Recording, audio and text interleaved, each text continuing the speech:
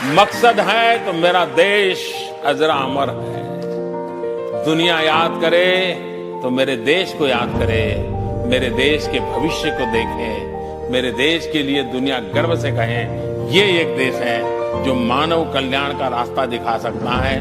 विश्व को संकटों से बाहर निकालने का सामर्थ्य इस धरती में है। ये दुनिया को पता चले।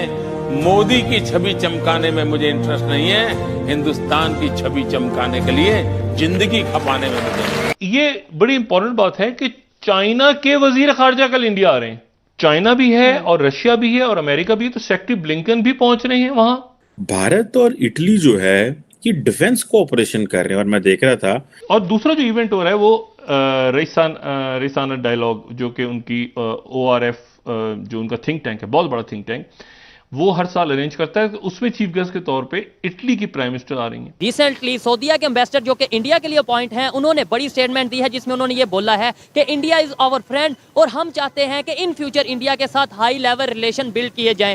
We are very happy to have a strong relationship with our friendly country, India. Sir अब प्रॉब्लम ये है कि वो ये भी कह रहे, इंडियन मीडिया के मैंने आपको शॉर्ट सुनवाया, वो धमकी भी दे रहे हैं कि हम सलाहुद्दीन को भी मारेंगे, ऐसे ही घुस के मारेंगे। तो वो तो पहले से वार्निंग दे रहे हैं हमें। अरे आपके जेल में तो लोगों के बच्चे पैदा होते, लखवी के तो बच्चे पैदा होते। अच्छी बात है, लोगों को राइट मिलने चाहिए। ब्राजील नहीं, देखिए चीमा साहब, ऐसी दुनिया में कहीं जेल नहीं है। ये ब्राजील में होते हैं, ब्राजील में होते हैं। तो अच्छा, आप ब्राजील से कंपेयर कर रहे हैं। अगर मैं कश्मीरी होता और मुझे कहा जाता कि पाकिस्तान के साथ आ जाओ, तो मैं कहता कि मेरे मुल्क में 25,000 की मोटरसाइकिल है, मेरा दिमाग खराब है कि मैं 70 की नहीं 1,25,000 वाले मुल्क में आऊँ। ये खुद एक दफ़ा शहबाज शरीफ साहब ने कहा था, beggars are not choosers and we are now a beggars of another level. Now हम हो चुके हुए हैं। जयशंकर हम पे हंसता है सर, मोदी कहता है कि मैंने कशकोल पकड़ा दिया इनको, और ऐसा ही है सर। इंडिया जो है वो आपसे हमसे आगे चला गया, इकोनॉमी, ट्रेड, बिजनेस। आप अपनी मेहनत से गए हैं, किसी का आप पे कोई एहसान नहीं है। आपकी अच्छी पॉलिसीज थी, आपके वज़राए आज़म की।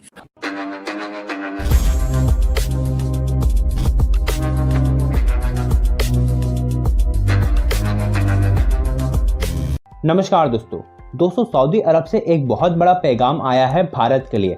सऊदी अरब के एनवॉय टू इंडिया ने कहा है कि वे भारत को अपना दोस्त मानते हैं और इस वक्त जो सऊदी अरब और भारत के रिलेशंस है उससे वे बहुत खुश है और सऊदी अरब अब भारत के रिलेशंस को अपने हाईएस्ट लेवल तक ले जाना चाह रहा है। दोस्तों ये बात सैयद ईदी अल हुसैनी ने सऊदी अरब फाउंडेशन सेरेमनी के दौरान कही है।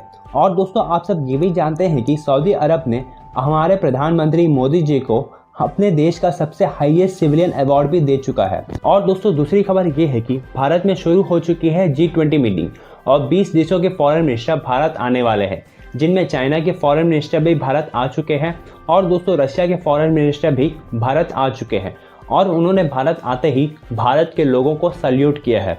टर्की के फॉरेन मिनिस्टर भी इस वक्त भारत में प्रस्तुत है और उन्होंने भारत को उनके मुश्किल घड़ी पे साथ खड़े होने के लिए भारत को धन्यवाद कहा है। तो चलिए दोस्तों इसी पर आगे पाकिस्तानी मीडिया का रिएक्शन देखते हैं। सुमित भाई, ये जो राइजीना डायलॉग के अंदर इटालियन पीएम की जो एंट्री है, what do you make of this? जबकि जर्मन जो हैं वो इधर थे, आपने उनको नहीं बुलाया, फ्रेंच को नहीं बुलाया। सो इटली के साथ क्या ऐसा है दैट बेसिकली गिव्स इंडिया वो कि जी इटालियन पीएम को वहाँ पे जो है वो होना चाहिए? लास्ट टाइम मुझे याद है यूरोपियन यूनियन की चीफ आई थी as a chief guest Raisina dialogue के अंदर, लेकिन this time it's Italy. So ये क्या है? ये विद इन यूरोप डाइवर्सिफिकेशन है या वो वैसे ही आ रही थी तो उन्होंने कहा चलो तुझे भी बन जाओ?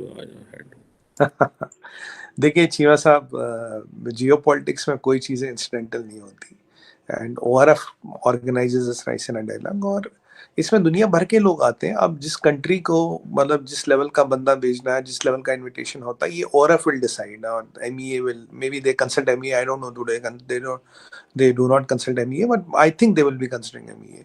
तो उसके हिसाब से जो भी उनके प्लेटफॉर्म पे जो भी सूट करेगा वो आने की बात है। अभी आप देखिए, अब की बार अगर आप देखें तो इसी में ईरान ने एक ORF का वो था इंट्रोडक्टरी वीडियो, उसमें ईरान को देख के वो जो वुमेन प्रोटेस्ट था तो ईरान ने बोला जी हम आ ही नहीं रहे, आप ये नहीं, तो ये एक हार्डली 1 सेकेंड एक पिक्चर थी। तो अब देखिए मुल्क है, मफादात है, उनके इंटरेस्ट है, उनके पॉलिटिकल इंक्लिनेशन है, जोग्राफिकल इंक्लिनेशन है, ट्रेड है, कॉमर्स है, लॉन्ग टर्म स्ट्रेटेजिक रिलेशंस देखते हैं। देखिए चीमा साहब, अभी भी इटली का नेशनल स्ट्रेटजी डॉक्यूमेंट नहीं आया, जबकि फ्रांस का आ गया, यूके का आ गया, अमेरिका का आ गया। अब जर्मनी में आपने देखा हमारी काफी प्रोडक्टिव मीटिंग रही और Germans are really wanting to do business with us, क्योंकि जर्मनी में 40% इंडस्ट्री तो चलती है रशियन गैस पे और 40% उनका रॉ मटेरियल आता है चाइना से। दोनों ही चीज में अभी जर्मनी आप देखें तो दोनों तरफ से मार खा रही है। एक तो रॉ मटेरियल्स की दिक्कत है और कहीं ना कहीं रशियन गैस की भी दिक्कत है। और आपने कल देखा होगा तो पूरे नेटो में, पूरे यूरोप में कल एंटी नेटो प्रोटेस्ट हुए। फ्रांस में हुए, जर्मनी में हुए हैं, या यहाँ पे यूके में हुए कि लीव नेटो। तो वैसे काफी प्रेशर पड़ा है इस वॉर का यूरोप पे, and that is why there's a lot of, you will see a lot of geopolitical movements now happening because Europe wants to get out of the war, क्योंकि Europe war का जो Brunt ले रहा है, जो economy सबसे ज्यादा Brunt ले रही है, वो ले रहा है यूरोप। अगर यूरोप जल्दी इस वॉर से नहीं निकलता, यूरोप का नुकसान बहुत ज्यादा है। The Europe will pay very heavy price, may be 1 or 2 or 3 decades of progress. That is the kind of price now we are talking about. और आप यूके का इकोनॉमिक आउटलुक देखिए चीमा साहब, -0.3, जर्मनी का 0.1 आपको मैं बता रहा हूँ। फ्रांस तो कह रहा है मैं वॉर टाइम इकोनॉमी बनूंगा। उसके अलावा आपको ये भी पता होगा यूके में तो राशन लग गया ना। Even if you go to store there is a ration, how much can you buy, even the food items. तो मतलब ऐसे दिन अगर देखने को आ रहे तो ये वॉर तो सस्टेनेबल है नहीं। फ्यूल और फूड क्राइसिस तो दुनिया भर में हो ही गया। और सच्चाई ये है, पुतिन के पास 25% यूक्रेन का एरिया है, सब रशियन स्पीकिंग एरिया उसके पास है, 41% नेचुरल रिसोर्सेज वहाँ है। ये जिनको आतंकवादी कह रहा है इंडियन मीडिया, ये कश्मीरियों के हक के लिए लड़े, कश्मीर की आज़ादी के लिए लड़े हैं। पाकिस्तान में इनको शहीद कहा जाता है, पाकिस्तान में इनको मुजाहिदीन कहा जाता है। हम इस वक्त मौजूद हैं जनरल रिटायर्ड गुलाम मुस्तफ़ा साहब। सर बहुत शुक्रिया, आपने वक्त निकाला। जनरल साहब, पैटर्न तो यही बता रहा है कि एक सोचे समझे तरीके से टारगेट किलिंग की जा रही है। आपका तजुर्बा इस बारे में क्या कहता है सर? इसके दो पहलू हैं। एक तो अगर आपको याद हो, म्यूनिख ओलंपिक्स में इजरायली मारे गए थे जी, और इजरायलीज ने चुन चुन के उन लोगों को ढूंढ कर निकाल कर दुनिया के मुख्तलिफ कोनों में जाके उन जो भी लोग इसमें इन्वॉल्व थे उनको उन्होंने हलाक कर दिया था उन्हें जी। आपको ये पैटर्न देख रहे हैं कि पाकिस्तान में हो रहा है। कुछ अर्से पहले अगर आपको याद हो, हाफिज सईद साहब पे बाकायदा एक हमला हुआ था जी। और इसका भारत में बाकायदा उन्होंने पूरा ड्रामा जो कर रहे थे वो सब कुछ उन्होंने बात वाज़ेह कर दिया था इसमें। भारत का ये एक पहलू है जो शायद दुनिया को मालूम है। जब मैं दुनिया की बात करता हूँ तो मैं खास तौर पे अमेरिका की बात करता हूँ, बरतानिया की बात करता हूँ। उनको मालूम है, उनके साथ मिलकर ये काम हो रहा है। इसराइल शायद उनको सपोर्ट कर रहे हैं, शायद उनको सपोर्ट अफगानिस्तान बेस वहाँ से आ रही है। यहाँ से लोकल इन्वॉल्व हमारे बंदे होंगे, लेकिन करने वाले वो हैं। एक तो ये पहलू है, मुझे इसमें कोई शक नहीं है। दूसरा जो बहुत अफसोसनाक, इससे ज़्यादा तकलीफ दे पहलू मेरे लिए ये है कि मैं पाकिस्तान, हम क्या कर रहे हैं इस सिलसिले में।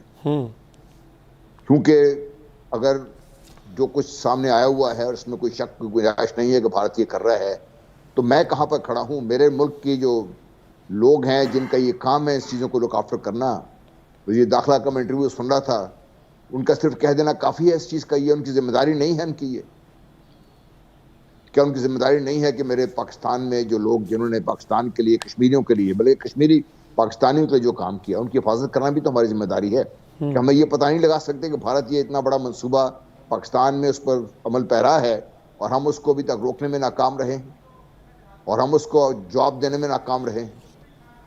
पाकिस्तान में दहशतगर्दी के जो लोग पाकिस्तान में दहशतगर्दी में मुलविस होते हैं, हमने एक को तो मेहमान बना के रखा हुआ है, बाकी भारत में लोग खुलेआम फिर रहे हैं, उनको कोई पूछने वाला नहीं है। हम अपने हाथ बांध के बैठ गए हुए हैं। दूसरा पहलू ये है, मेरे लिए ये ज़्यादा तकलीफ दे पहलू मेरे लिए ये है। जी सर, हमारी तो जनरल साहब देखें, अर्ज़ ये है कि इतनी भी शायद हिम्मत नहीं है या विल नहीं है कि हमारे पास एक दहशतगर्द मौजूद है, हम उसका ट्रायल कर सकें, उसको कैफरे किरदार तक पहुंचा सकें। I am talking about Kulbhushan Yadav. Sir अब प्रॉब्लम ये है कि वो ये भी कह रहे, इंडियन मीडिया का मैंने आपको शॉर्ट सुनवाया, वो धमकी भी दे रहे हैं कि हम सलाहुद्दीन को भी मारेंगे, ऐसे ही घुस के मारेंगे। तो वो तो पहले से वार्निंग दे रहे हैं हमें। जी, मैंने आपसे ये अर्ज की ना कि भाई भारत ने जो करना है वो तो कर रहा है वो, और वो पैटर्न फॉलो कर रहा है जो इजराइल ने म्यूनिख ओलंपिक के सिलसिले में, जब मैंने आपसे बात की उस सिलसिले में फॉलो किया था जी। और वो देखिए एक से बाद एक जो मुजाहिदीन थे उनके पीछे आए हुए हैं वाले, वो डिक्लेयर भी कर रहे हैं। और उनकी डिक्लेरेशन का मतलब क्या आप समझते हैं? इसका मतलब ये कि पाकिस्तान ने अपने जो हाथ पांव बांध के रखे हुए हैं, इनकी रस्सियां और टाइट हो गई हैं। हम अपने आप को इस कदर मजबूर महसूस कर रहे हैं इस वक्त बैठ के कि हमारे यहाँ, मेरा वज़ीर दाखिला मुझे ये कह रहा है कि है तो भारतीय है, लेकिन आगे क्या कर रहे हैं हम इसके सिलसिले में? हमने भारत को किसका जवाब दिया? कुलभूषण यादव को तो हमने मेहमान में आके रखा हुआ है ना, इसके अलावा और क्या हम क्या कर रहे हैं? कश्मीर में जो मजालिम ढाए जा रहे हैं वो तो किसी ढके छुपे नहीं है, दुनिया तो उसका नोटिस नहीं कर रही, भारत वहां पे भी लगा हुआ है। अब तो G20 कॉन्फ्रेंस वहां पे करने जा रहे हैं वो लोग, उसमें हमारे जो दोस्त मालिक वो भी शामिल होंगे इसमें।